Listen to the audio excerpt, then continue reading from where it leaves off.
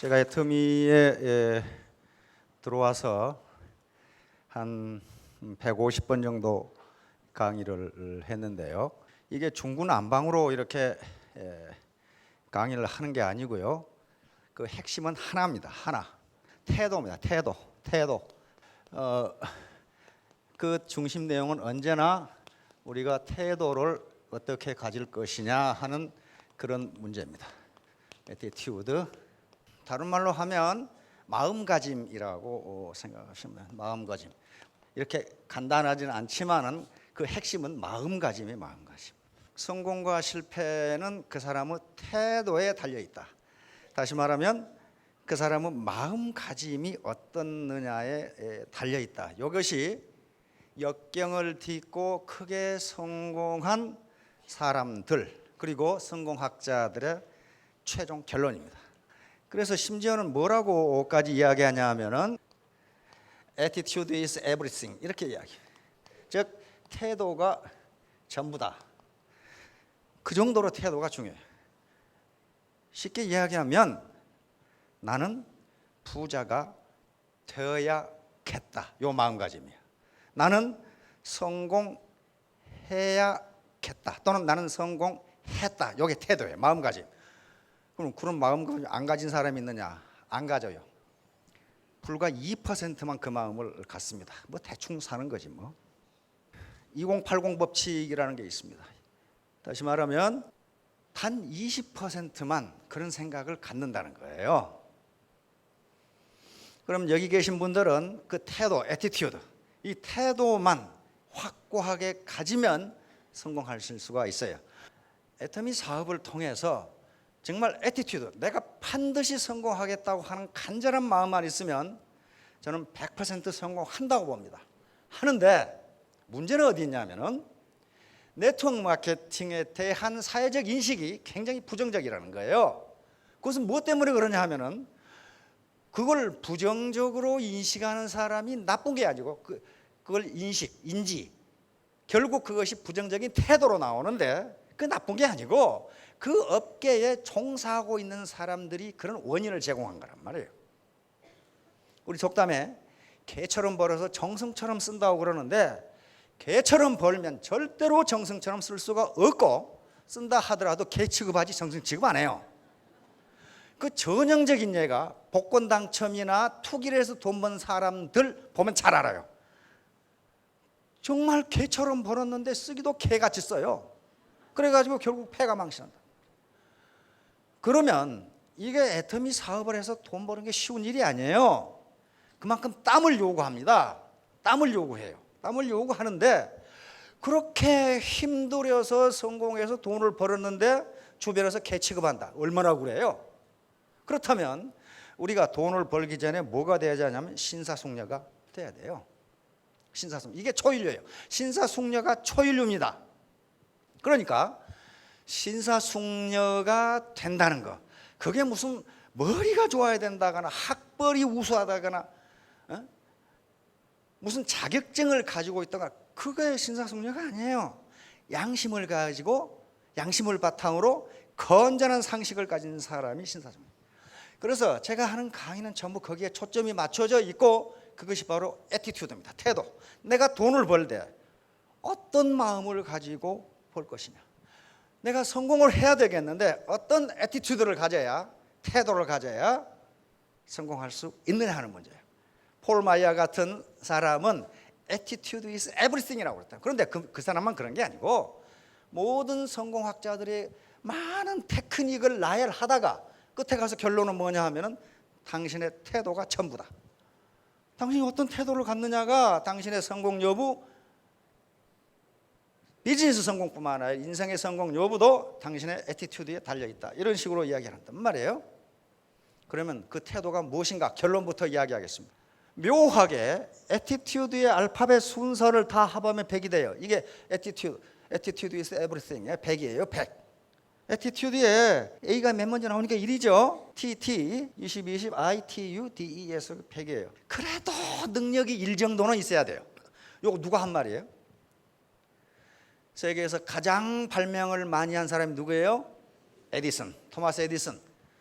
에디슨이 이 말을 늘 했어요. 천재는 1%의 영감과 99%의 땀으로 이루어진다. 천재란 단순히 일을 끝까지 해내는 인내력을 가진 사람일 뿐이다. 이거예요. 능력이 그래도 이런. 그러니까 무슨 말이냐 하면은 성공은 부모로부터 받은 선천적 능력이 아니라 자기 애티튜드, 자기가 먹은 마음가짐, 즉 노력에 의해서 이루어진다. 자, 두 번째 T는 트러스트나 신뢰. 비즈니스에서 특히 마케팅에서 가장 중요한 게 신뢰야. 우리 정정 회장님도 그래 하더라고요. 사람이 돈을 잃으면 다시 벌 수 있지만 신뢰를 잃으면 그것으로 끝이다 그러더라고요. 특히 네트워크 마케팅에서 신뢰는 굉장히 중요합니다. 절대로 거짓말하면 안 돼요. 조지 라드 같은 사람도 결론에 뭐라고 하냐면 많은 그냥만 저서가 있어서 우리 시중에도 많이 번역도 나가고 베스트셀러입니다.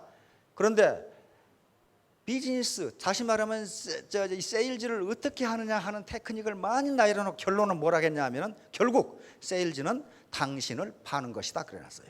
당신이 파는 물건이 아무리 좋고 싸더라도 당신을 고객이 신뢰하지 않으면 당신에게서 물건을 사지 않는다 그랬어요.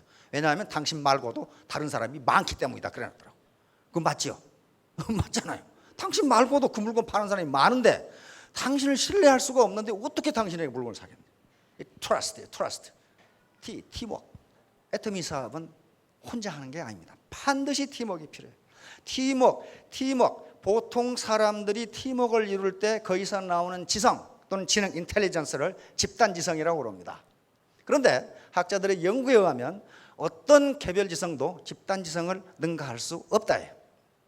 그래서 애터미 사업에서 여기 앞에 지금 올라왔던 로얄 클럽의 분들 계시죠? 내세울 만한 게 아무것도 없는 사람들이에요. 그래서 성공한 거예요.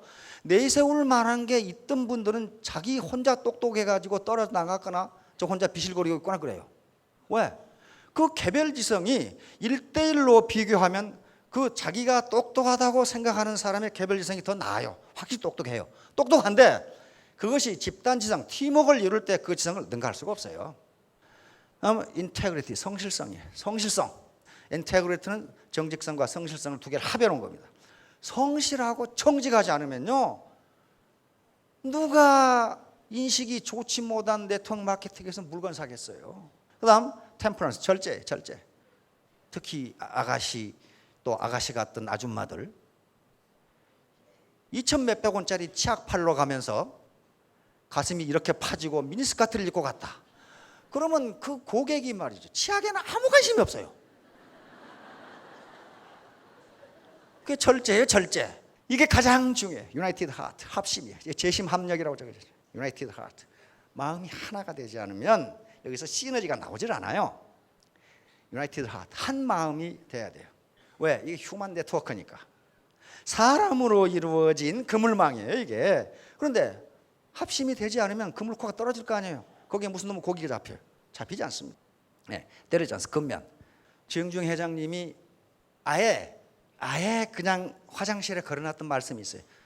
소부재근, 대부재천. 작은 부자는 부지런함에서 나오고 큰 부자는 하늘이 내린다 그랬단 말이에요. 와, 나는 하늘이 안 내렸으니까 큰 부자 안 되겠네. 여기서 재천 할 때 큰 부자 하늘이 내린다, 그 말은 무슨 말이냐면은 남을 밥 먹여 살리는 걸 그렇게 이야기합니다. 다시 말하면 내가 내 파트너들을 모두 성공하도록 만들겠다. 그게 재천이에요. 민심이 천심. 그 말 들어봤죠? 고대 동양에서 만든 개념 중에 중요한 개념이 천이라는 개념인데, 이 천심이라는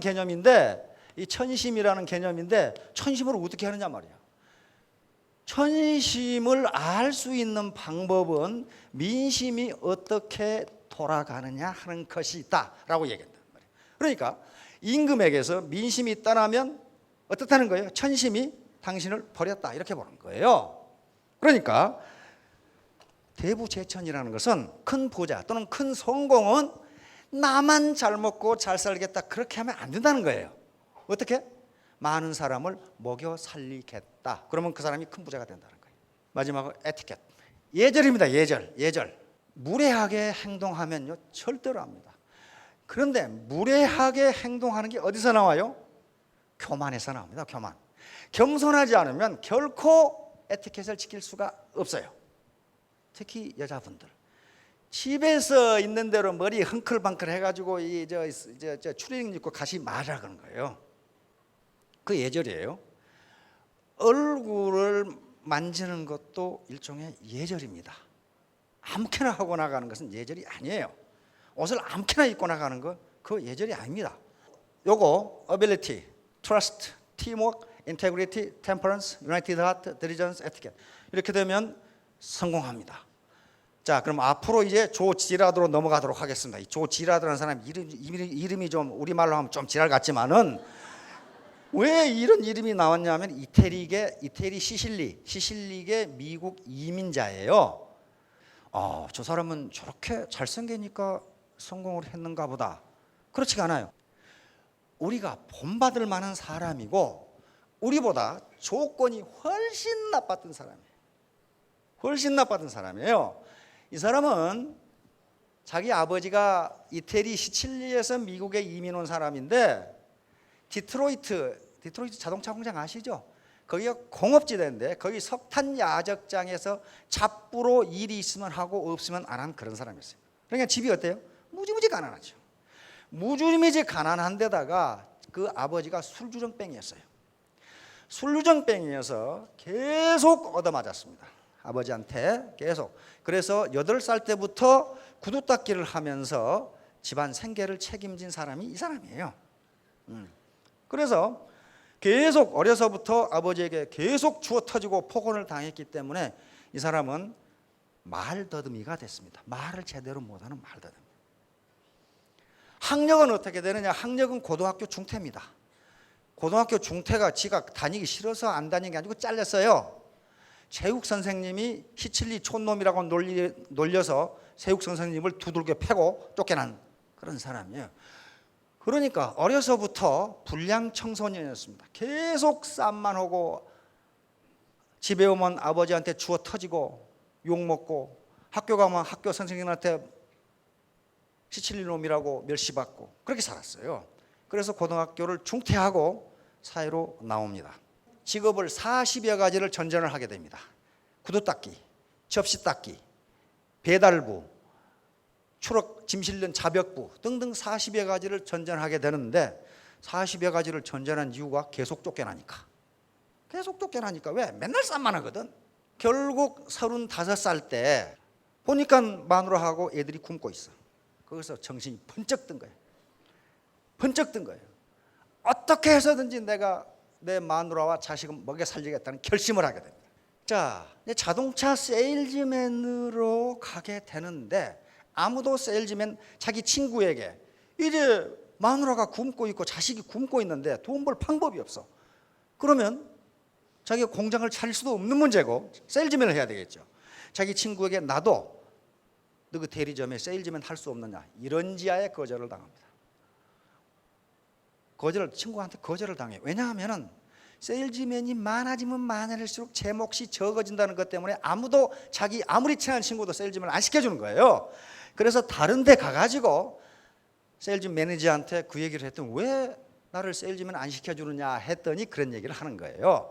그 당시 세일즈맨들이 사무실에 있다가 누군가 자동차를 사러 오면 순서가 매겨져 가지고 하나하나 만나는 거예요. 그러니까 세일즈맨 숫자가 하나 늘어나면 자기 순서가 늦게 돌아오죠. 그러니까 반대하는 거예요. 그래서 조 지라드는 그 매니저에게 이야기합니다. 나는 사무실에 앉아서 지금 현재 세일즈맨들의 몫을 따먹지를 않겠다. 내 스스로 고객을 개발해서 그 사람한테만 팔겠다. 그랬단 말이에요. 그러니까 손해볼 거 없잖아요. 그래서 예스 합니다. 자, 그래서 세일즈맨으로 들어갔는데 전무후무한 기록을 세웁니다. 지금도 이 기록은 이 사람이 이제 85세입니다. 85세인데 이 기록은 깨지지가 않습니다. 여러분 가만히 생각해 보세요. 15년간 자동차를 13,001대를 팔아서 하루 동안에 가장 많이 판 대수가 18대입니다. 벤츠 한 대 팔면 얼마 줍니까 수당을? 한 400만 원 주죠. 그러니까 한 달에 한 대만 팔면 되는데 이 친구는 18대를 판 거예요 하루에. 하루 동안 가장 많이 판 대수가 18대, 한 달 동안 가장 많이 판 대수가 174대, 1년 동안 가장 많이 판 대수 1425대, 하루에 평균 6대씩 팔았어요. 그러면 어떻게 그렇게 했을까요? 맨날 싸먹고 도둑질하다 걸려가지고 유치장에 들어가고 그런 친구예요. 이거 학력이 좋은 것도 아니고 집안이 좋은 것도 아니고 무슨 머리가 매우 좋은 것도 아니고 건다질만 하다가 세일즈맨으로 들어갔는데 이렇게 된 거예요. 현재 이 사람은 지금 미국에서 가장 유명한 인사 중에 하나입니다.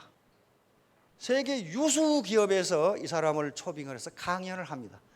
여기 나와 있죠. 제너럴 모터스, 휴렛 패커드, K마트, 이외에도 포드, 크라이슬러 전부 이 사람을 초빙해서 강연. 미국에서 가장 유명한 강사 중에 한 사람입니다. 그리고 기네스북에 연속 12번 그리고 15년 동안 항상 세계 최고의 세일즈맨으로 활동을 하다가 만 50세에 은퇴를 하고 그때부터 책을 쓰고 강연으로 살아가고 많은 미국인들에게 영감을 준 그런 사람이에요. 그리고 헨리 포드는 전설적인 경영자 아닙니까? 이 사람하고 나란히 자동차 세일즈맨이 자동차 명예의 전당에 올라있는 그런 사람이에요. 여러분들하고 비교해서 조건이 좋을 거 없죠? 이 중에 혹시 8살 때부터 구두 닦기 한 양반 계신가요? 안 계실 거 아니에요. 그 다음에 신문팔이하고 돈 적게 벌어오면 아버지한테 가죽 허리띠로 주워 터지고 그래서 말더듬이가 되고 35살 때까지 40여 개 직업을 전전하면서 유치장만 들랑달랑하고 이런 사람이란 말이에요. 이런 사람이 어떻게 이렇게 많은 책을 쓰고 역대 대통령 다 이 사람을 초빙해가지고 같이 식사를 하고 어떻게 이렇게 됐을까 하는 거예요. 이 양반이 쓴 책이 우리 시중에 다 나와 있어요. 이게 번역돼서 나와 있어요. 객관적인 조건은 아주 나빠요. 아주 나쁘고 학력도 또 머리가 좋다는 어떤 기록은 하나도 없어요. 어떻게 돈 벌어놓고 보니까 잘생겼죠. 15년 동안 13,001대 차를 팔아서 1억 5천만 달러를 벌었다고 했습니다. 우리 돈으로 한 1,700억 대요. 자, 이제 세일즈맨으로 들어갔어요. 고객을 직접 개발해서 팔겠다. 그러니까 매니저가 오케이 그렇게 해봐라. 그런데 가만히 다른 세일즈맨들을 보니까 고객 리스트가 있어. 근데 조 지라드는 처음 연구를 해보기 때문에 그런 게 있어야 되는 것도 몰라서. 그런데 막상 밖에 가서 팔라고 보니까 아는 사람이 한 사람도 없어요. 자동차를 사줄 만한 사람이 한 사람도 없어요. 왜 그러겠어요? 학력이 좋기를 하나, 맨 싸움이나 하고 유치장이나 들락거리고 무슨 친구가 있겠어요? 또 친구가 있어도 맨날 그런 건달이겠죠. 그래서 이때부터 뭐가 나오냐 하면은 아이디어가 나와요. 요게 미국은 전화번호가 3가지가 있습니다. 화이트 페이지. 하얗게 된 것은 임명 전화번호예요. 사람 이름을 적어놓고 전화번호가 있는 거. 옐로우 페이지는 사업체 있죠. 사업. 무슨 상해 이런 거. 그다음에 블루 페이지는 정부나 공공기관의 전화번호부예요. 그러면 사업을 하려면 어떻게 하냐 하면은 요 전화번호부 2장을 아무렇게나 찢었어요. 그런데 2장을 찢어가지고 전화를 해보니까 낮에는 죄다 출근하고 사람이 없어 집에. 그때는 휴대폰이 없는 시대입니다. 낮에는 죄다 출근했으니까 요걸 찢어야 되겠다. 요거 2장을 또 찢었어. 그러니까 전화번호부 넉 장이 이 사람의 고객 리스트였어요. 그걸 가지고 시작한 거예요. 이게 1%의 머리야. 이런 머리도 없으면 좀 곤란하죠. 고객 리스트가 없는데 고객을 어디서 할 거냐 말이야. 전화번호 찢으면 될 거 아니냐 말이야. 이렇게 생각한 거예요. 출근하자마자 자동차를 한 대 팝니다. 첫날에 팔아버려요. 어떻게 팔았느냐? 그날 밤이 됐는데 직접 자기가 고객을 찾은 게 아니에요. 퇴근 시간이 됐는데 어떤 사람이 자동차를 사러 왔어요.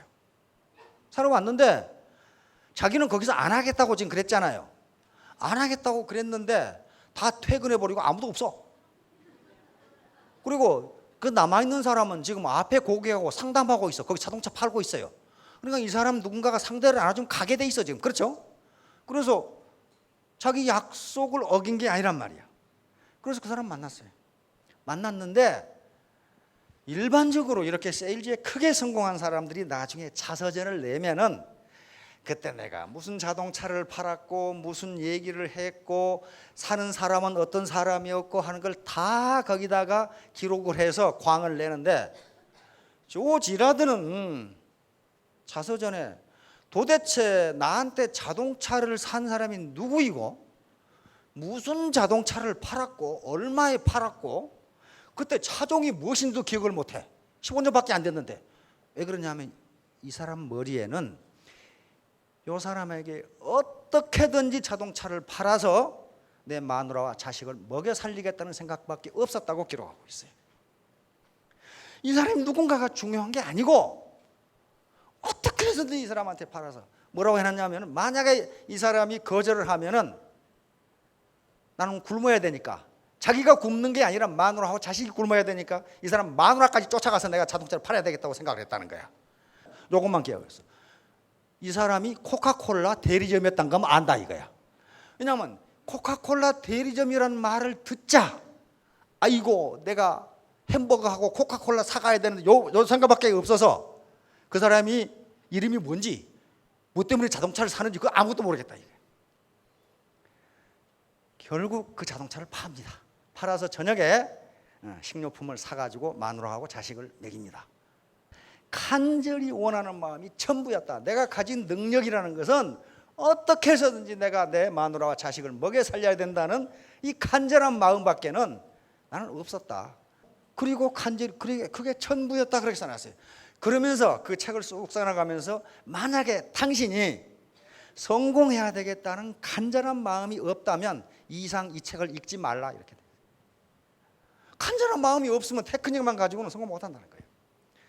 그런데 결론에서도 이걸 또 강조해요. 당신이 간절한 마음이 있다면 성공한다. 그러나 간절한 마음이 없다면 이 책을 읽지 말라. 읽어도 아무 소용없다. 테크닉 가지고 아무 소용없다. 그런데 또 강조하는 것은 반드시 마누라와 자식이 굶고 있어야 간절한 마음이 나오는 것은 아니다 이렇게 해놨어요. 어떤 사람은 우리 장모님 집을 사줘야 되겠다고 하는 간절한 마음이 있을 수가 있고, 어떤 사람은 돈을 벌어서 사회 봉사, 불우이웃에게 기부를 해야 되겠다는 간절한 마음이 있고, 간절한 마음, 어떤 사람은 가족하고 함께 파리 여행을 가야 되겠다는 간절한 마음이 있고, 간절한 마음의 소스는 전부 다르기 때문에 어디서 나오느냐 하는 것은 다르지만은, 그러나 분명한 것은 내가 반드시 세일즈에 성공해야 되겠다는 간절한 마음이 없이는 절대로 성공할 수 없다. 그러면서 더 이상 이 책을 읽지 말라 그래요. 이게 뭐예요? 애티튜드, 태도예요. 태도. 내가 이 세일즈를 어떤 태도, 어떤 마음을 가지고 하느냐, 그게 전부다는 거예요. 이게 이제 또 1% 머리이고 1% 영감이고 어빌리티이고 그다음에 간절한 마음이에요. 이 사람은 어떻게 내 가족을 먹여 살릴 것인가, 요것 때문에 항상 생각하는 거예요. 그런데 어느 날 자기 친구 모친이 돌아가셔 가지고 장례식장에 갔습니다. 근데 미국의 장례식장은 그 종교 의식으로 하죠. 천주교 성당에 사거나 그다음에 개신교 예배당에 사거나 교회에 사거나 그렇게 하죠. 장례식장에 들어가니까 그 장의사가 이렇게 카드를 나눠주는데, 그분의 사진하고 양력하고 이런 것을 쑥, 가족상을 쑥 적은 카드를 나눠주는데, 갑자기 거기서 의문이 생겼어요. 아니, 몇 사람이나 올 줄 알아서 카드를 몇 장을 찍지? 그렇게 생각한 거예요. 그래서 물어본 거예요. 몇 사람이 올지 카드를 몇 장을 찍을지 어떻게 아시나요? 그랬더니 이 장의사가 하는 소리가 참석했던 조문객들 명단을 보세요. 세어보세요. 통상 250명 옵니다. 그런 거예요. 그리고 평균적으로 항상 250명입니다. 그런데 어느 날 그 일이 있은 후에 어느 날 개신교 목사가 이분한테 자동차를 사러 왔어요. 그래서 의문이 나서 물어봤어요. 그 목사님, 혹시 장례식 그 집전하실 때 거기 조문객이 몇 명이나 옵니까? 그러니까 평균 250명 옵니다. 그렇게 된 거예요. 250명 옵니다. 그러고 나서 얼마 후에 친구 결혼식이 있어서 결혼식장에 갔어요. 결혼식장에 가는데 결혼식 피로연을 하는데 그 동그란 식탁에 이렇게 앉아서 이렇게 밥 먹는 거 있죠? 거기에 또 의문이 든 거예요. 아니, 저 요리사는 사람이 몇 사람 올 줄 알아서 요리를 몇 명분이나 준비하나? 이게 의심이 든 거예요. 그래서 물어봤어요. 그 사람이 몇 사람이나 결혼식에 올 줄 알아서 음식을 어떻게 준비하죠? 그러니까 요리사가 250명 옵니다. 그렇게 된 거예요. 그게 느낀 거예요. 인간이 결혼식과 장례식은 매우 중요한 통과 의례인데 거기에 참석한 사람은 상당히 가까운 사람들이다. 아무나 가는 게 아니다. 그렇다면 인간이 살아가는 데 있어서 가깝게 지내는 사람이 평균 250명이로구나 이렇게 딱 생각한 거예요. 이게 지라도 250법칙입니다. 그러면 여기서 뭘 느꼈냐면 내가 만약에 한 사람의 고객에게 잘못하면 나는 250명을 잃은 셈이 된다 이렇게 생각한 거예요. 반대로 한 사람 고객에게 친절하게 해서 좋은 가격에 차를 주면 속이지 않고 나는 250명의 고객을 얻게 된다 이거예요. 그래서 나는 항상 한 사람을 대할 때 250명 대하듯이 했다 그렇게 나와요. 결혼식하고 장례식에 그 조지라드만 갑니까? 다 가요. 다 가는데 왜 그 사람만 저런 생각을 했겠냔 말이에요. 자기는 이게 아니면 마누라하고 아들이 굶어요. 간절한 거야. 간절했던 거야. 그러니까 거기서 창의성이 나온 거예요. 창의성이라는 것은 간절할 때 나오는 거지 화장실에 가니까 느닷없이 창의성이 튀어나오더라. 그거 아니에요. 그거 안 나온다고. 사람들이 물건을 사기 전에 하는 습관을 잘 봤어요. 자기도 그렇게 한다 이게. 우리 마누라도 그러더라고. 엊그제 느닷없이 세탁기가 고장 나가지고 세탁기하고 텔레비전 무슨 디지털 방송한다고 옛날 우리는 아날로그 한참 크면은 뭐시 금이 왔다 갔다 하는 TV에 그냥 놔뒀거든요. 근데 그게 잘 안 나와서 텔레비전을 사다 놨더라고. 평면 TV를 보니까 전부 LG 거 사다 놨더라고. 그래서 이거 어떻게 샀냐 그러니까 이웃집 사모님한테 물어봤더니 LG가 좋다고 그래서 사왔는데요. 그러더라고. 결코 그냥 가지 않아요. 그거 어디서 얼마 주고 샀냐를 물어보거든. 그러니까 이게 입소문 마케팅인데 사람들의 소비 행태, 구매 행태가 그러기 때문에 어떤 사람에게 잘못하면 거기서 사지 말라고 얘기한다. 고객을 과객으로 취급하는 사람이 많아요. 고객을 과객으로 취급하는 사람이 주로 많은 데가 어디입니까? 고객을 과객으로 취급 안 당해봤어요? 역 주변이나 버스 터미널 주변이나 관광지 이런 데가 보면은 음식도 형편없고 청결도 형편없고 사람 대하는 것도 불친절하고. 왜 그래요? 지나가는 과객이라고 생각하니까 저놈이 언제 우리 집 다시 오겠느냐 그러는데 그렇지가 않아요. 그렇지가 않아요. 저도 출퇴근을 몇십 년 했는데 10여 년 이상 했는데 꼭 먹는 집에서만 먹어요. 아침에 일찍 나고 저녁에 늦게 오니까 저녁 먹고 가야 되거든. 그런데 우리 후배들이나 부하들에게 뭐라고 그럽니까? 야야 그 구역에 가면은 그 무슨 식당이 있어. 거기 괜찮아? 그렇게 이야기한다고. 또 우리 관광지에 갈 때 어떻게 합니까? 그쪽에 가면 말이죠. 그 부안에 가면 먹을 만한 식당하고 그 잘 만한 저 모텔이 있어요? 물어보고 가지. 그냥 가는 사람 없어요. 그게 무섭거든. 그러니까 모든 고객은 과객이 아니고 그 뒤에 250명이 있다는 걸 항상 기억하라는 거예요. 이게 바로 입소문 마케팅이에요. 입소문 마케팅. 네트워크 마케팅이 전형적인 입소문 마케팅입니다. 마케팅. 근데 입소문 마케팅을 이용하는 일반 기업도 많은데 그 경우에는 허위인 경우가 많아요. 유명인들에게 많은 돈을 주고 입소문을 낼 것을 요구하는 기업이 많습니다. 그러나 네트워크 마케팅은 그렇게 하면은 광고비가 많이 들기 때문에 그렇게 하지 않아요. 진짜 입소문 마케팅이기 때문에 절대로 고객을 속이면 안 돼요. 그 뒤에 250명이 있다는 걸 분명히 알라는 거예요. 이걸 입소문 마케팅을 버즈 마케팅이라고도 합니다. 버즈 마케팅, 버즈는 벌이 윙윙거리면서 날아가는 건데 마찬가지 입소문 마케팅이에요. 어떤 음식이 어떤 식당의 음식이 맛있다 그러면 자기 친구한테 야 너 거기 놀러 가면 거기 한번 가봐 그렇게 된다고요. 일반 수학에서는 100-1은 99인데 비즈니스에서는 100-1이 제로가 되는 경우가 있어요. 간단히 말씀드리면 유리창 하나가 깨졌는데 그걸 그대로 방치하면 누군가가 유리창 전체를 깨버린다는 거예요. 누군가가 여기에 쓰레기 뭉치를 갖다 놨는데 이걸 치우지 않으면 어떻게 된다? 여기가 쓰레기장이 돼버려요. 다 갖다 내버려. 거기다가 다 갖다 한 봉지 딱 있을 때 치워버리면 거기에 누가 쓰레기 안 갖다 놓는다는 거예요. 그 전형적인 예가 K마트예요.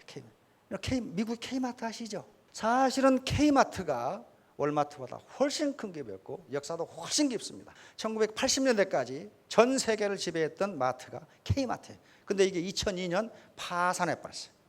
왜 그러느냐? 성공의 도취에서 경영자들이 오만에 빠졌고 그 매장의 말단 직원들이 불친절했어요. 그리고 더러웠어요. 그러니까 어때요? 그렇게 세계 제일 가는 오늘날 할인마트라고 하는 걸 처음 만들어낸 게 K마트예요. 근데 이게 2002년 파산해버려요.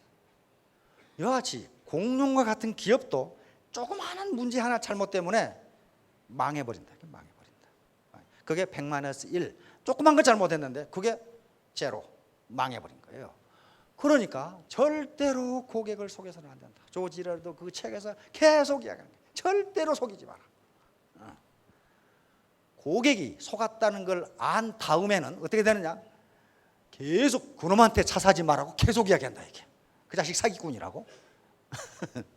이제 그럼 우리가 조지라도부터 뭘 얻을 수 있냐? 가장 중요한 게요, 간절히 원하는 마음이에요. 내가 어떻게 해서든지 성공을 해서 지금까지 고생했던 남편, 지금까지 고생했던 부인을 편하게 살게 해주겠다.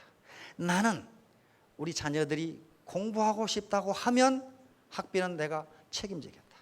내가 우리 부모의 노후를 편안하게 모시겠다고 하는 간절한 마음이 없으면 뭐 성공하면 좋고 안 하면 그만이고 그렇게 해가지고는 절대로 성공할 수 없어요. 무엇이든지 간절하게 원하면 이루어진다는 게 이 사람의 결론입니다. 다음, 석세스, 반드시 성공하겠다는 이 마음이 있어야 됩니다.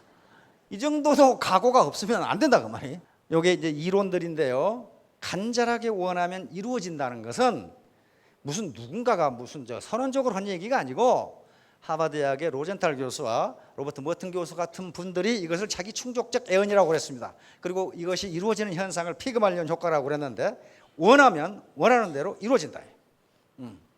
많은 학자들이 나서가지고 이게 이론이 맞는가를 증명했는데 네덜란드라든가 영국 도처에서 실험을 했는데 다 맞다. 원하는 대로 이루어진다. 원하는 대로 이루어진다. 심지어는 로버트 머튼 교수는 그 예를 뭐라고 들었냐 하면은 록사나라는 여인이, 록사나는 여자 이름입니다. 결혼을 하면서 혹시 내가 결혼에 실패하지 않을까라고만 생각해도 그 결혼은 반드시 실패한다 그랬어요. 그러니까 부정적인 생각을 하면 그 부정적인 생각은 반드시 이루어진다. 어머니는 여자보다 강하다. 그러죠? 왜 그러겠어요? 어머니가 왜 강하겠어요? 자녀를 기르고 보호하려고 하는 간절한 마음이 있기 때문에 가능해요. 또 이런 말이 있더라고. 여자는 한때 이쁘지만 어머니는 영원히 이쁘다. 여자의 마음은 봄바람에도 흔들리지만 어머니의 마음은 태풍에도 흔들리지 않는다. 그것도 맞는 것 같아요. 여자는 아이가 예쁘니까 사랑하지만 어머니는 사랑하니까 예쁘다. 그게 뭐예요? 간절함이에요. 이 사람은 스티브 잡스죠. 대학 못 다녔습니다. 대학 다니다 그만뒀어요. 스티브 잡스는 끝내 아버지를 안 만났죠. 아버지가 만나자고 전화를 해도 그건 당신 생각이고 나는 안 만난다. 좀 괴팍한 사람이에요. 그런데 스탠퍼드 대학의 2005년 졸업식 연설을 합니다. 미국에서 유명 대학의 졸업식 연설은 아무나 하는 게 아니에요. 1년 전에 정합니다. 우리 대학 내년도에 연설을 해주지 않겠네요. 1년간 준비를 해요. 그런데 가장 유명한 말이 뭡니까? Stay hungry, stay foolish. 항상 갈망하고, 이게 뭐야? 간절히 원하는 거야. Stay hungry. 배고픈 것처럼 항상 갈망하고, stay foolish. 바보처럼 항상 배우라. 그런 말이에요. 왜 이 사람이 스탠퍼드 같은 인류 대학에서 stay hungry, stay foolish. 스탠퍼드 나온 사람은 foolish 아니에요. 바보 아닙니다. 그런데 네가 클레버하다고 생각하면 더 이상 배우지 못한다요. 고객을 존중하는 마음입니다. 두 번째는 고객을 존중하는 마음. 미국에서 자동차 세일즈맨들이 고객을 보기를 무치라고 그랬다면, 무치라는 말은 공짜가 없나 하고 비실비실 돌아다니는 나쁜 놈들, 이렇게 고객을 생각했고, 고객은 자동차 세일즈맨을 뭐라고 생각했냐면은 바가지냐 씌우는 사기꾼들, 이렇게 생각했대요. 조지라드는 고객을 절대로 그렇게 생각하지 말아요. 그렇게 생각하면 은연중에 얼굴에 나타난답니다. 자기는 말을 그럴듯하게 하는데 속으로는 저 자식 공짜로 얻으려고 그러나? 그렇게 생각하면 그 얼굴이 나타난대요. 그러면 고객이 그걸 알아차린답니다. 알아차리고 이 자식 바가지 씌우는 사기꾼 이렇게 생각한다는 거예요. 그 다음에 세 번째 경청이에요. 이 사람이 말더듬이라고 그랬잖아요. 첫 번째 고객이 딱 왔는데 말을 더듬어서 설명을 할 수가 없어. 그래서 어떤 전략을 택했냐 하면 지가 말을 안 하고 계속 들어. 계속 듣다 보면 이 사람이 뭘 원한다는 것을 알 수가 있어요. 그러면 이 사람이 뭘 원한다는 걸 캐치하면 조 지라드는 그것을 아주 짧게 천천히 얘기해 줬어. 그러면 안 더듬을 거 아니에요. 여기서 지라드는 뭐라고 쓰면 나는 말더듬이 때문에 커뮤니케이션의 기본이 무엇인가를 알게 됐다. 딱 써 있어요. 기본이 뭡니까? 리스닝, 경청이에요. 상대방 말을 들어줘야 돼요. 그래야 고객이 뭘 원하는지를 알 수 있을 거 아니에요. 그래서 결국 말더듬이를 고칩니다. 왜? 말을 많이 안 해. 말을 많이 하지 말라고 경청하려고 하는 성공자들이 많은데 하나만 소개하겠습니다. 이렇게 하면은 원수를 만들 수 있습니다. 앤드류 카네기 철강왕이죠. 사람들에게 비웃음을 사고 무시당하고 외면까지 당할 수 있는 세 가지 방법은 절대 상대방의 얘기를 끝까지 듣지 말고 계속 자기 말만 해야 되고 상대방의 이야기를 듣다가 자신이 할 이야기가 있으면 바로 끊고 자신의 말을 하면 된다. 그러면 상대방과 원수를 질 수 있습니다. 이렇게 한번 해보세요. 원수가 되는가 안 되는가? 정직성과 신뢰. 그렇죠. 자꾸 얘기했죠. 결코. 왜냐하면 그때 세일즈맨들이 거짓말을 많이 한답니다. 예를 들면 10월에 뭐 있습니까? 그러면 없는데도 예 있습니다 하고 대답을 해놓고 고객이 오면은 그거 말고 이 차가 더 좋은데 이런 식으로 한다는 거예요.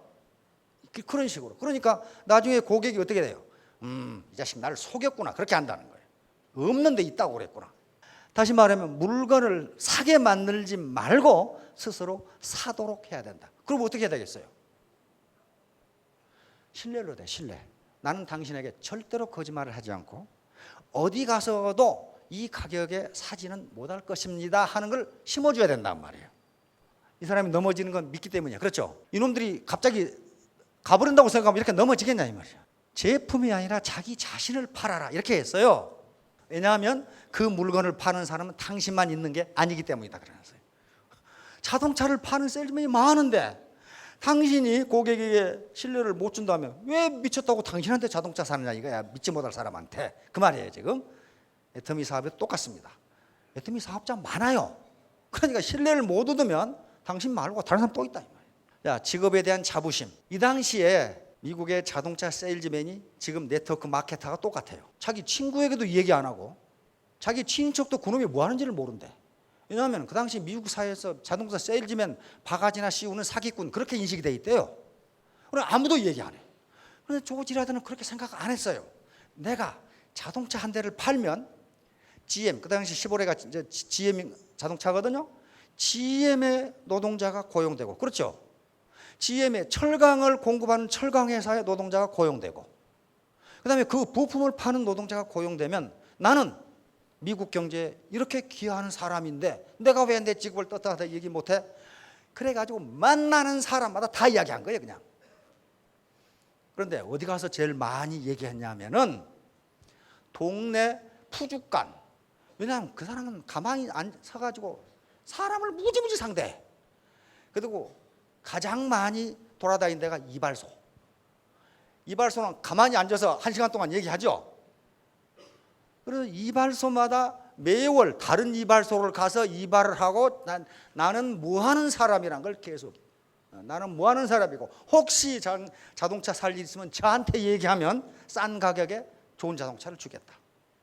그래 놓고 그 정보를 제공해 준 사람은 공짜로 그냥 안 했습니다. 25달러씩 줬어요. 정보 제공료 줘야 될 거 아니에요. 그렇게 해서 지라드는 뭐라고 했냐면은 자기에게 찾아온 손님의 60%가 그런 사람들이 소개해 준 거예요. 그런 사람들이. 그래서 동네 구멍가게를 우습게 생각하지 말고 아파트 경비원을 우습게 생각하지 말라 계속 강조해요. 그 사람들이 사람을 많이 만난다 이거예요. 우리 같으면 택시 운전수, 이발소, 미장원. 무슨 사람들이 아니라는 거예요. 이발소나 미장원은 고객을 의자에 앉혀놓고 계속 돌아가며 혼자 이야기하거든. 그렇죠? 그래서 그분들에게 자기가 별것 아니라고 생각하는 사람이 사실은 굉장히 중요한 사람이라는 걸 계속 강조해요. 그러니까 자기 직업에 대한 자부심, 떳떳함, 이걸 가지고 있으면 왜 말을 못하냐는 거예요. 왜? 생각하는 부지런함. 이 사람은 나는 부지런함을 강조하는 것이 아니다. 생각하는 부지런함을 강조한다. 다시 말하면 아까 예식장에 갔을 때 250법칙을 어떻게 발견하겠어요? 생각하니까 하겠단 말이에요. 그렇죠? 또 내가 이발소 가서 매혹을 돌아가면서 이발소로 바꿔야 되겠다 생각하는 거 아니에요. 그러나 그 사람 공짜로 이용한 게 아닙니다. 실제로 싼 가격에 차를 줬고 정보를 제공해주면 정보 제공료를 줬어요. 그리고 매일 자기 성찰을 했어요. 돌아와서 자기 성찰이라는 게 통상 이 사람이 하루에 고객 10명을 만났답니다. 10명을 만나면은 이 중에 50%가 자동차를 산답니다. 근데 그 말은 50%가 안 산다는 얘기 아니에요. 그러면 와서 반성을 했어요. 이 사람은 왜 나한테 차를 샀고 이 사람은 왜 안 샀는가? 내가 뭘 잘못했는가? 그걸 적었어요. 그래가지고 영 모르겠는 사람은 전화를 했어요. 전화를. 그 고객께서 저에게 차를 사지 않았는데 제가 초짜 세일즈맨이라 뭐 때문에 안 사셨는지 그 이유를 좀 가르쳐 주시면 고맙겠다. 그럼 또 다 설명해 준다네 또. 다 설명해 준다네. 그걸 노하우로 계속 적은 거. 아, 이런 경우는 이렇게 해야 되겠구나 하는 식으로. 그게 뭐예요? 생각하는 부지런함이에요. 생각하는 부지런함. 에이 재수대가리 자식, 그 자식 쌍판대기 보니까 안 사게 생겼더라니, 이렇게 해버리면 안 된다는 거예요. 그러면서 하는 말이, 지금 어떤 고객 중에는 신용불량자야 가지고 자동차를 살 수 없는 사람이 있다. 그러나 그 사람도 함부로 대하면 안 된다. 왜냐하면 나도 그랬다. 나도 신용불량자였고 맨날 유시장이나 들랑달랑 했는데 이렇게 성공하지 않느냐. 이 사람이 성공할 줄 누가 아느냐 하는 거예요. 그러니까 그 사람도 그 뒤에 250명이 있다는 걸 잊지 말라는 거 계속 강조. 여기에요. 내가 차를 많이 판 것은 내 능력이 뛰어나서가 아니고 부지런히 고객을 만났다. 부지런히. 그것밖에 나는 없다 그랬어요. 그것밖에 없다. 이 사람 노숙자였어. 노숙자였고 대학을 못 다니고 대학을 쫓겨났어요.